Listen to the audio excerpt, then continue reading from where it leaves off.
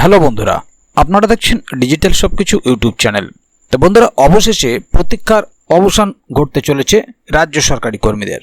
আগামী সপ্তাহেই 25% বকেয়ার বিজ্ঞপ্তি পাবেন।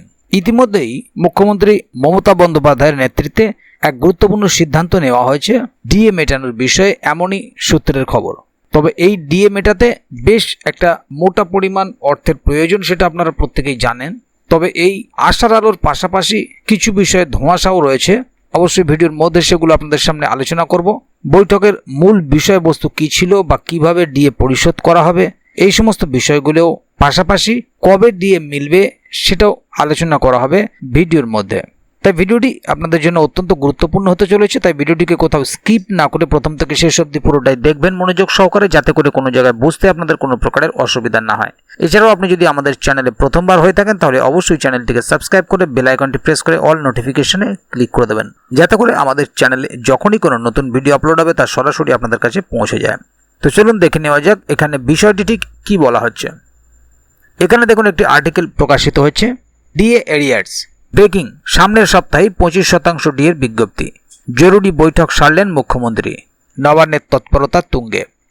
অবশেষে প্রতীক্ষার অবসান ঘটতে চলেছে রাজ্য সরকারি কর্মীদের। বকেয়া ডিএ নিয়ে রাজ্য সরকার অন্দরে তৎপরতা তুঙ্গে।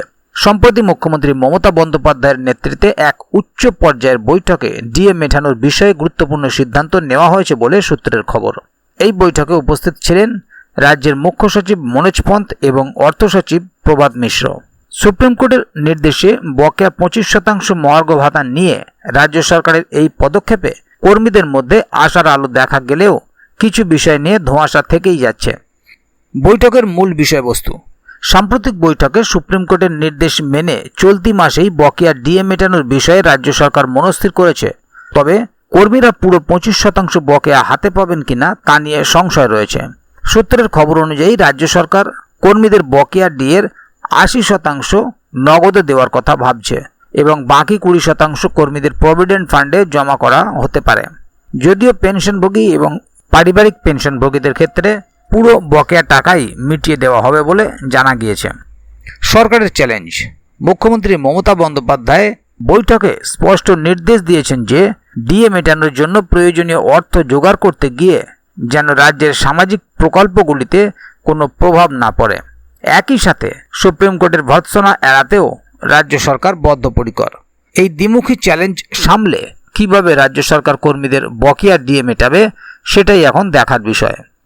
কবে মিলবে ডিএ? সম্ভাব্য ঘোষণা। সবকিছু ঠিকঠাক থাকলে আগামী সপ্তাহেই রাজ্য সরকার ডিএ নিয়ে আনুষ্ঠানিক ঘোষণা করতে পারে। তবে এর জন্য প্রয়োজনীয় 4000 কোটি টাকার ঋণের অনুমোদন প্রয়োজন। সুপ্রিম কোর্টের শুনানি। আগামী 4 আগস্ট সুপ্রিম কোর্টে বাকি 75% ডিএ মামলার শুনানি রয়েছে। এই শুনানিতেই নির্ধারিত হবে ডিএ কর্মীদের মৌলিক অধিকার কিনা। এই রায়ের দিকেই তাকিয়ে রয়েছে গোটা রাজ্য। এই পরিস্থিতিতে রাজ্য সরকারি কর্মীরা তাকিয়ে রয়েছেন সরকারি ঘোষণার দিকে। একদিকে বকেয়া ডিএ পাওয়ার আনন্দ থাকলেও পুরো টাকা হাতে না পাওয়ার একটা চোরাগোপ্তা আশঙ্কাও কাজ করছে। এখন দেখার রাজ্য সরকার শেষ পর্যন্ত কী সিদ্ধান্ত নেয় এবং কর্মীদের মুখে কতটা হাসি ফোটাতে পারে। তাহলে বন্ধুরা, বুঝতেই পারছেন এখানে মূল বিষয়টি ঠিক কি বলা হলো। এই মুহূর্তে হয়তো আপনারা 25% ডিএ পাবেন ঠিকই, কিন্তু আগামী 4 আগস্ট যে পরবর্তীতে যে 75% ডিএ মামলার শুনানি রয়েছে সেই দিকেই তাকিয়ে রয়েছে গোটা রাজ্য। কারণ সেখানে কি হয়, কি ঘোষণা হয়, আদৌ ডিএ কর্মীদের মৌলিক অধিকার প্রকাশ পাবে কিনা সেই নিয়েই চিন্তার বিষয়। তো অবশ্যই সে পর্যন্ত অপেক্ষা করতে হবে আমাদের সবাইকে। এবং এই বিষয় নিয়ে যদি আগামী দিনে আরও নতুন কোনো আপডেট আসে তাহলে অবশ্যই আপনাদেরকে এই চ্যানেলের মাধ্যমে জানিয়ে দেওয়া হবে।